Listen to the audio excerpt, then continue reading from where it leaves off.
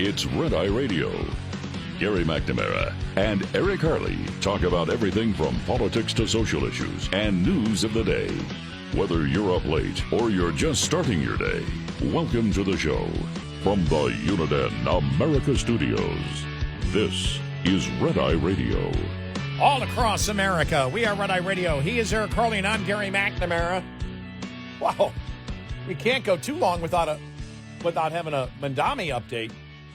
No, I mean, we need it. I mean, we're what, is it 4 weeks from tomorrow?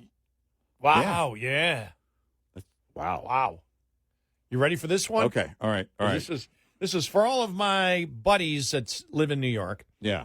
By the way, to finish the sentence, to be clear, I always assume our audience knows the New York mayoral election day is 4 weeks from tomorrow. Yeah. Yes. So I just wanted to, clarify that. Yes. Yeah. But here we go. All right. Here's Mamdani. The money that we would raise to fund this agenda is in two parts. The first is by increasing the state's top corporate tax rate to match that of New Jersey. That would raise $5 billion.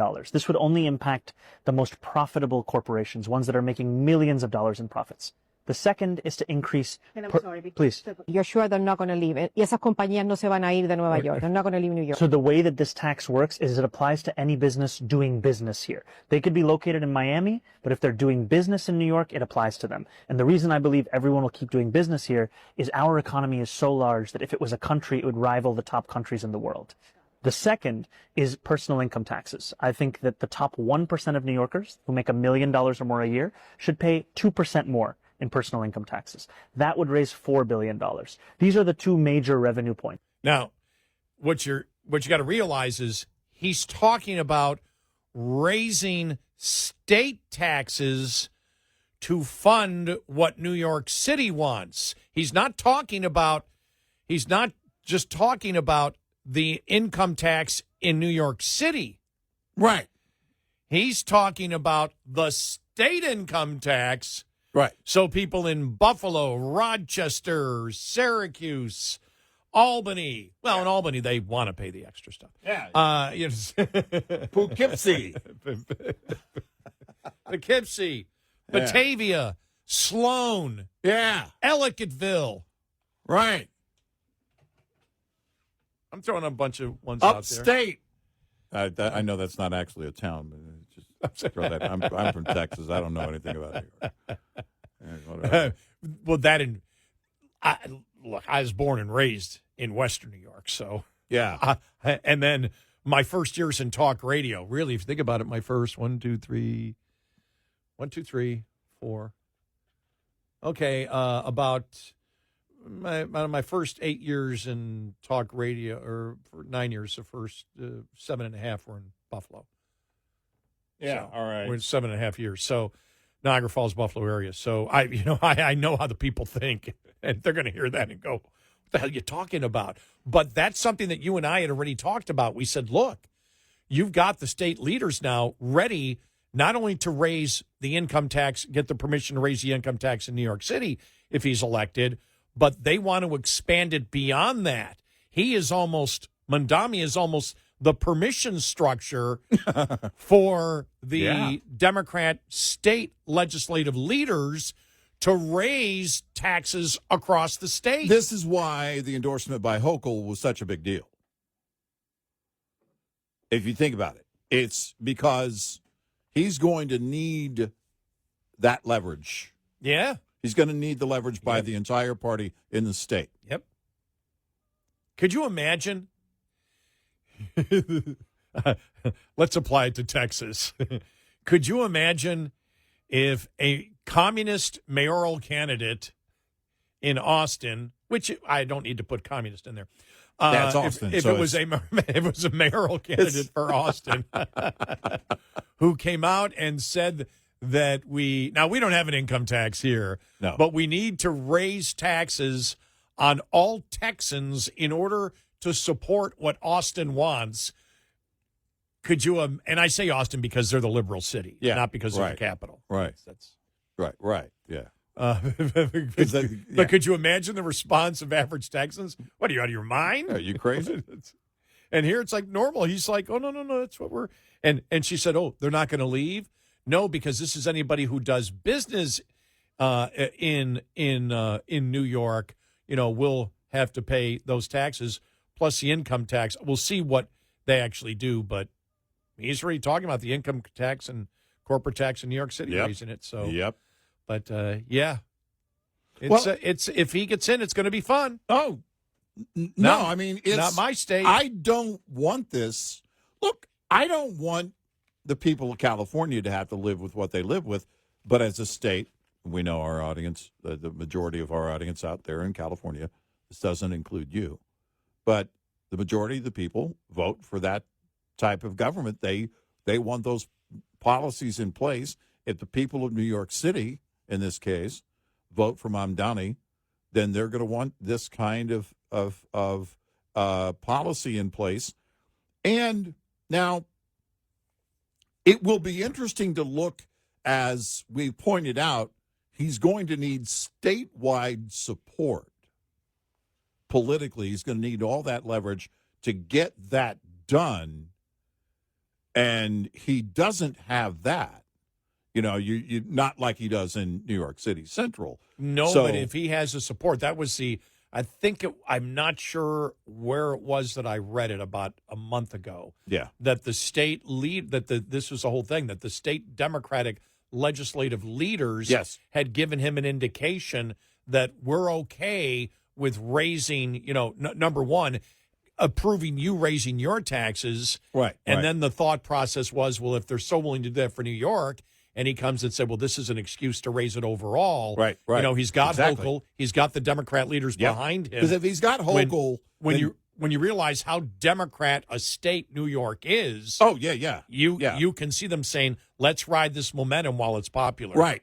And, you get greater pushback outside of the city, a greater level of pushback, but ultimately he'll have his party on his side. Again, Hochul was that door opener, that permission structure, again, with her endorsement, because he's going to need that, and he'll need her to lead the party in that direction and do whatever it is he wants to get done. They're okay with that. That tells you that those state legislators don't feel pressured, again, it's a blue state, by their constituents. So there's not enough pushback. If this plays out, I'm very curious to see where this goes and how far or how quickly it goes south. How quickly it fails. Because, here's the thing about what the left does in policy versus the reality when it hits. At the federal level, they can borrow. Next thing you know, $37 trillion in debt. They can't do that at the state level. But who was it that pointed out, if they keep, was it somebody who asked, Scott Bessent? Or he pointed out, I think, actually, on one of the Sunday morning news shows, they're going to be coming asking for a handout, and I'm going to say no. And you pointed out correctly that, well, he's not the one that would decide that. But still, this is how it works in blue cities and blue states. Is like in Illinois, is notoriously the deadbeat state. They don't pay their bills. They don't pay what they owe, and blue states and blue cities are always looking for a federal government handout. They're looking for more money to come into their state from the federal government.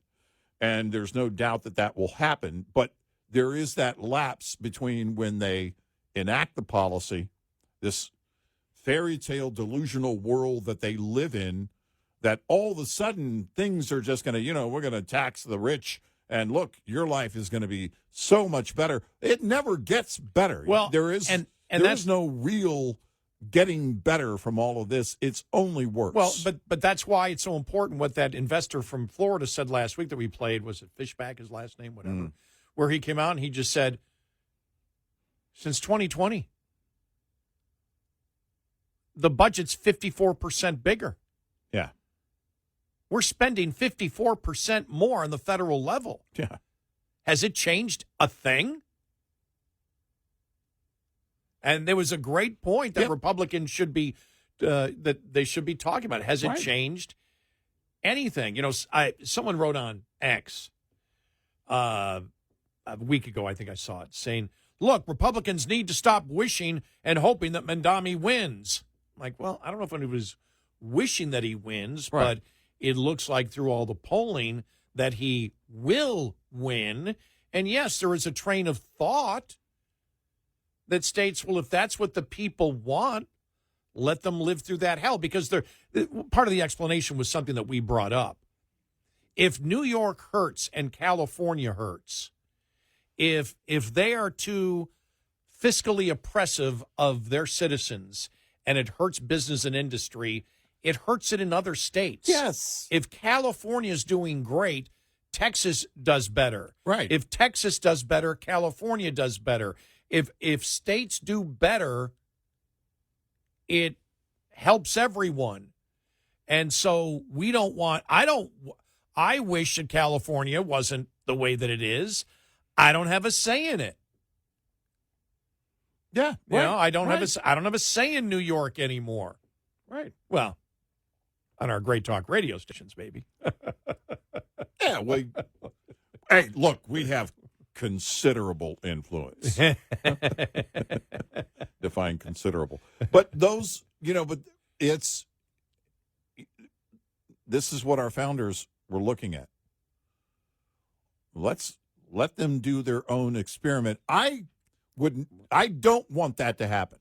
I don't want, because I'll tell you, in terms of California and the beauty in California, I got a friend who works in the Adirondacks of New York. He's been an outdoor guide up there for a long time. I went to high school with this guy. He loves it there. Beautiful, beautiful. California, beautiful, beautiful place. But the policy, the choices made, these are all choices that are made. With the exception of natural disasters, these are choices that are made. Even the response to natural disasters, like wildfires and things like that, those are all choices of people that are put into place. And it can change. It won't change in our lifetime. It's not going to change. So I'm very interested to see where it goes in New York City. I even heard, absolute Trump supporters say, why is Trump helping all these cities that don't want their help? Let them rot.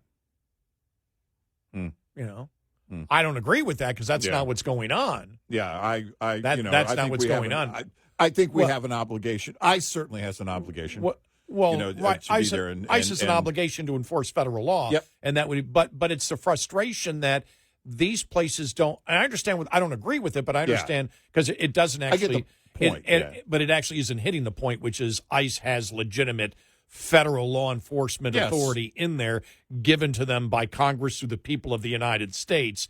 They have every right and authority to be there. Believe it or not, but it's just that it's the populist thing. If they want their cities to go to hell, why are we trying to help them? Yeah, they're not going to do anything with our help.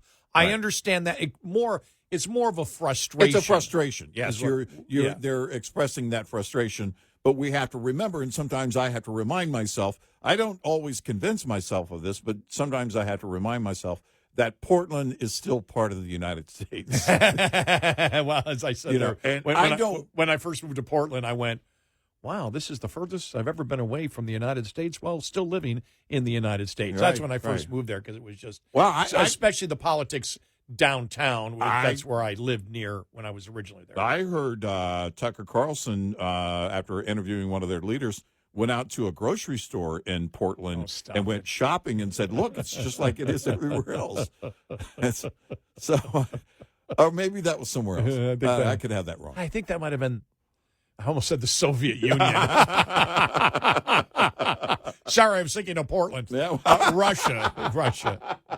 No, I've met so many great people, and as I've always said, you get a few miles outside of Portland, and you get into the rural areas, they're as conservative as any place in Texas that you can find. They have a right. The peaceful individuals have a right to be protected, and the criminals, the law enforcement has a right to target those criminals and get them off the streets. Period. Yeah. So we're having fun, but look, we understand the frustration of those 15 counties. Yeah. For example, the eastern counties in Oregon that don't want to be there. Ugh. I feel for you. You're like, this isn't the world. This isn't our world. Again, a beautiful state. A beautiful state. Absolutely Beautiful part of the state. country. Beautiful state. Yes. Yeah. Even when it rains. Yeah. 866-90 Red Eye. Brought to you by FPPF, Fuel Power Max. Idling a diesel uses about a gallon of fuel per hour, which can cost you about $180 per week at $4.50 per gallon if your truck idles 8 hours a day. Idling easily can cost you a few thousand more in fuel alone per year, not including the added engine maintenance expense that results from excessive idling. In addition to operating costs, many governments impose no idling laws and regulations with fines as high as $25,000.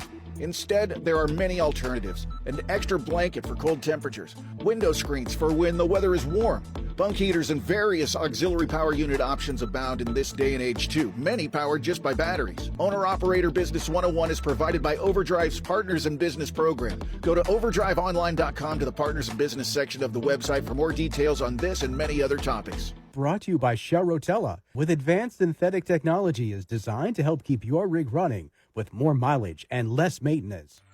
Get in touch with Red Eye Radio, toll free at 866-90 Red Eye.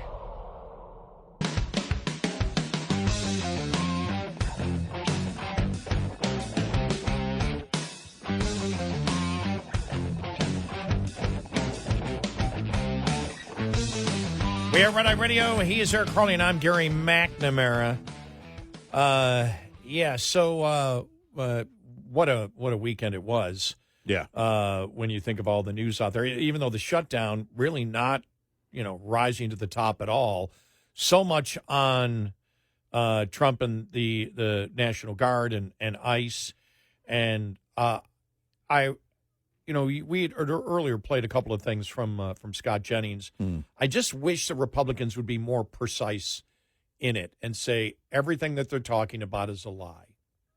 Sanctuary cities, they do not wish to support what the people of the United States want through congressional law. And that's why they're sanctuary cities. And if they wish to be that way, fine. But the fact is, we have the authority and the will of the American people behind us to ensure that gangs, illegal immigrant gangs, are gone. And if people are in this country illegally, they voted for us, and they voted for these laws that Democrats all agreed with just a few years ago. Yeah. And we are doing nothing illegal. This is not fascism. There's no invasion. Federal agents have an absolute right. And I would use the example, as I did, the absurd one of kidnapping.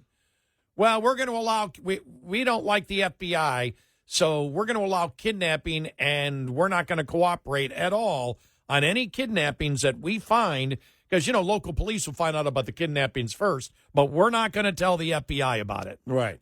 Bank robberies. Come to our town and rob all the banks, because we're not going to cooperate with the federal government because it's a federal crime. Right. We're not going to cooperate. Just imagine, look at all the cases where you have multiple agencies involved. Yeah. That include federal agencies, and imagine all those cities saying, well, we're just, we're not going to cooperate with, and we're not going to lend our resources at all. Understand whether you like the laws or not, or the implementation of the laws or not. It is the elected representatives of the people that created those laws. Yep.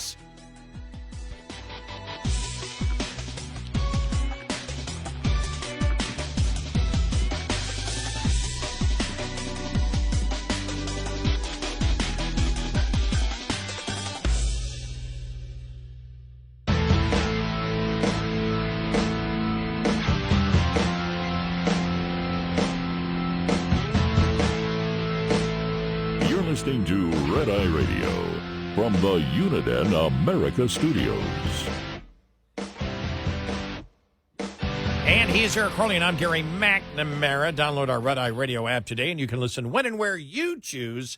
Before we get to the hysteria over the Hegseth comments, which seem to blow up again this weekend, which there's nothing to blow up about, but we'll get to that in just a moment. You and I have often talked about in state races, a lot of times we're like, I wish I lived there so you could get, some of the more interesting races that happen each and every year. And this goes back, for us, since we started working together, it'd be an exciting race. And I'll say, I really don't know, what the public is thinking there, because you don't see what the local TV stations are doing. We talked about this during the time when you had Governor Abbott saying, hey, if you wish to, if you're a migrant in this country and you wish to go to New York, there you go. Mm-hmm. And we knew that would become a big issue because local media would cover that big time.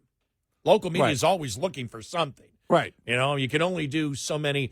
And here we go. It's the yearly art festival where thousands of people have come out to this area to do this and try different foods and all that, right? Right. Yeah. You got to do that when you're doing local news. Right. And I'm not making fun of it because that is news. That's when it happens. But you're always looking for something. And the Jay Jones thing in Virginia, I just spotted this ad at the bottom of the hour, and I said, okay, we got to play this. Mm-hmm.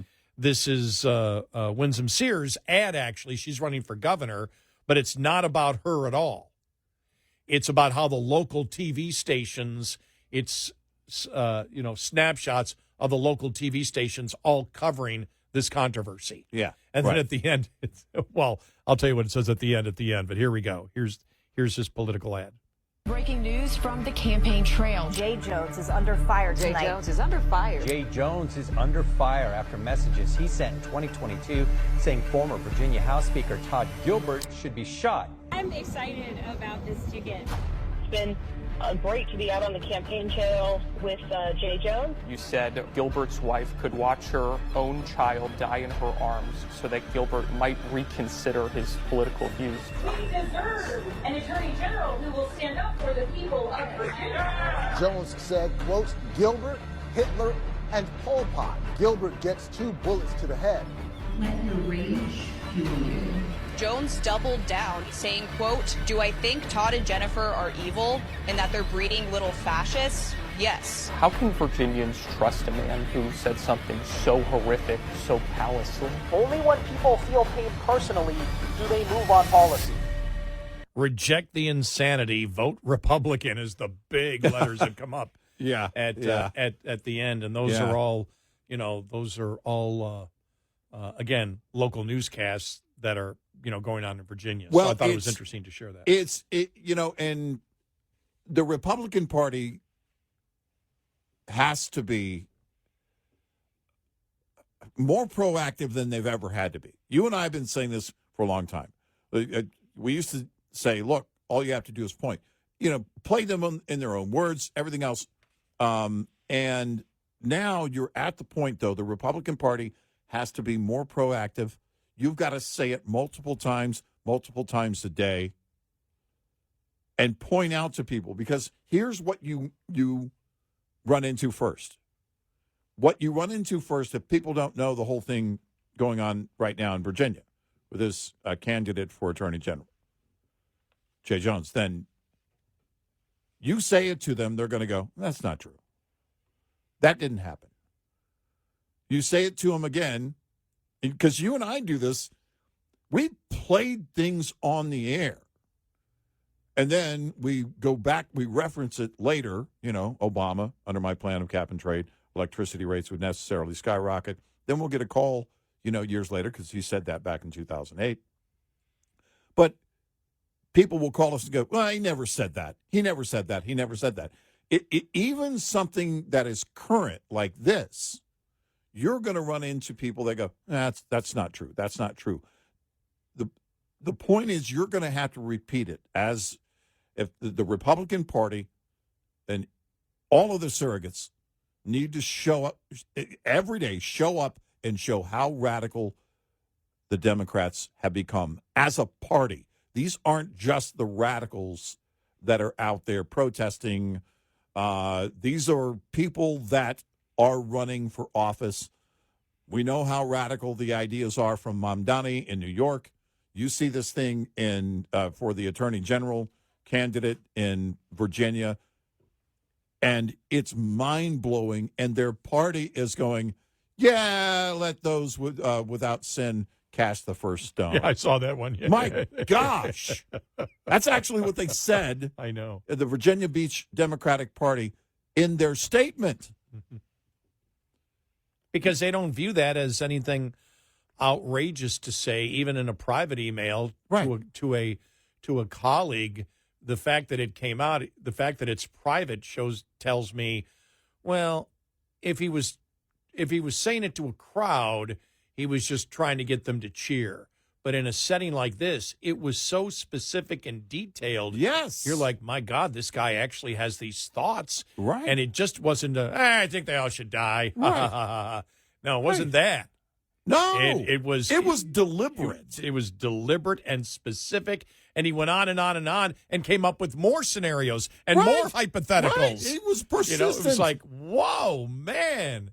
And the party just stands behind him. And to think Kramer couldn't find work for a decade or so. Yeah, exactly. So Michael Richards, right? He's back out on tour. He is he's not forgiven. But I want to get before this segment ends here. I just want to get to this, the Pete Hegseth thing. Which we went over last week. There was nothing. And all of a sudden it blew up over this weekend. It's like, Pete Hegseth. And it was Beckett Adams in National Review. Resistance Twitter, I guess it's Resistance X, can make any news event sound like the end of the world. Oh. Yeah. Consider, for example, the overwrought responses to Secretary of Defense Pete Hegseth's address last week to senior U.S. military officials.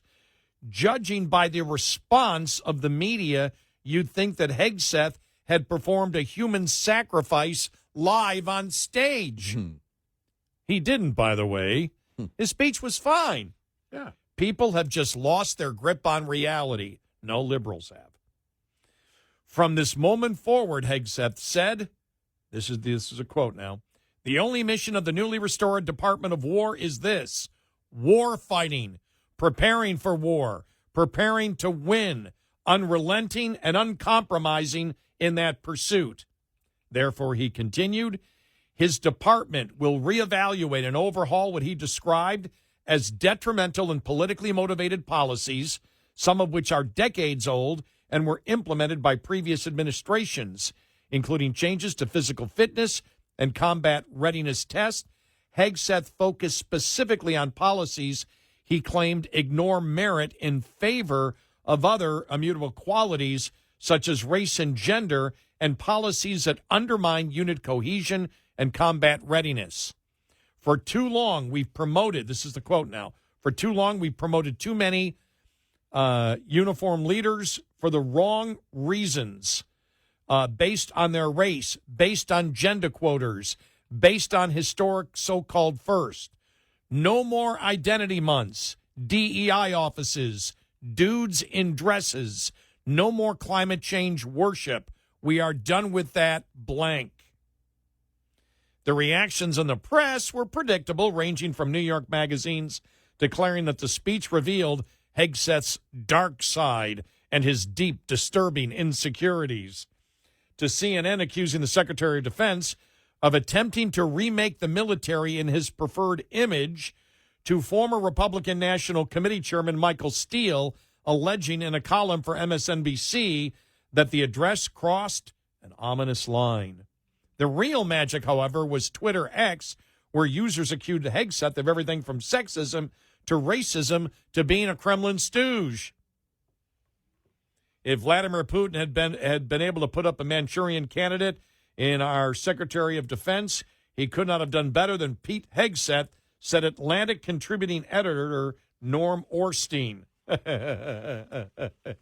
He goes to Atlantic staffer David Frum. It was important that generals and admirals attend this speech in person. It allowed each to watch on live stream. They'd be able to text each other during the speech on what an infantile egomaniac the Secretary of Defense is. And goes on and on and on and on. And he finally says, he goes, is everything okay over there, guys? In his speech, Hegseth announced that the U.S. Department of War would reinstate the exact physical fitness requirements it demanded in 1990. No exceptions or carve-outs allowed for race, gender, or creed. Each service will ensure that every requirement for every combat military occupational specialty, for every designated combat arms position, this is all a quote now, returns to the highest male standard only, Hegseth announced. If women can make it, excellent. If not, it is what it is. If that means no women for some combat roles, so be it. It will also mean that weak men won't qualify. This is where you come in. This is where I took a really strong position against this speech. Right. It will also mean that weak men won't qualify because we're not playing games. This is combat. This is life and death. Any place where tried and true physical standards were altered, especially since 2015 when combat arms standards were changed to ensure females could qualify, must be returned to their original standard. Other standards have been manipulated to hit racial quotas as well, which is just as unacceptable. This too must end. Merit only. You know, when Hegseth told me to drop and give him 20, I actually laid down on the ground and handed him money. His reasons? Because war does not care if you're a man or a woman. Neither does the enemy, nor does the weight of your backpack. How is this hard to understand? The size of an artillery round or the body weight of a casualty on the battlefield who must be carried. This, and I want to be very clear about this, this is not about preventing women from serving. No. We very much value the impact of female troops. Our female officers and NCOs are the best in the world. But when it comes to any job that requires physical power to perform in combat, those physical standards must be high and gender neutral. Period. Is there anything controversial? No. Now, and by the way, I am not the biggest Hegseth fan. Well, again, I said from the beginning, look, he's going to have to prove himself. There was nothing controversial in that speech. Nothing. There was nothing controversial. What's controversial is where the standards have been relaxed over the years. That's controversial. You're going to have a very sound and capable military at all times. That's the entire point. And that includes men who don't meet the standard as well. You know, they talk about, you know, I know it's a much tougher standard, but Navy SEAL training, we've all seen the stories and you know, what the hell that they go through in order to become a Navy SEAL. Well, I look at that overall. I look at the military overall. There's no inherent right to serve. I love that people want to serve. But you have to meet those standards in order to serve. I had a family member who went into aviation electronics in the Marines. And they tested them, during that school, they tested them every week. And if you couldn't, and this is part of the mental testing, after graduating a boot camp out at Pendleton, you had to meet those standards in school and pass those tests every week. Otherwise, because the safety of those flying those aircraft was number one. We have to have a standard, period.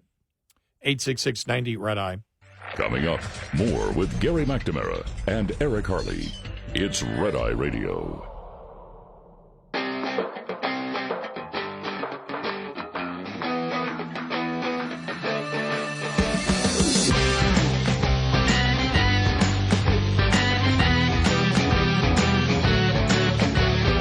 We are Red Eye Radio. He's Eric Harley, and I'm Gary McNamara. Just reading from Britt Hume from yesterday. It's hard to imagine any candidate for office, any office, could survive these revelations.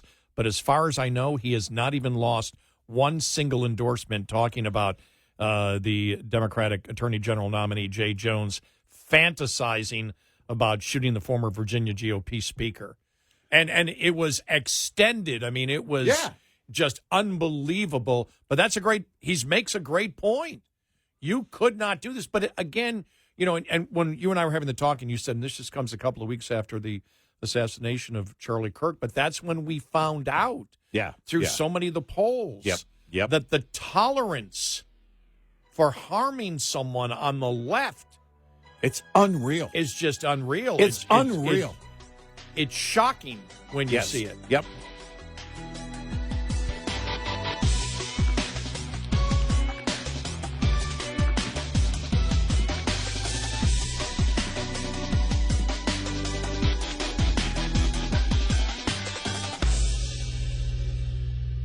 This is Red Eye Radio on Westwood One.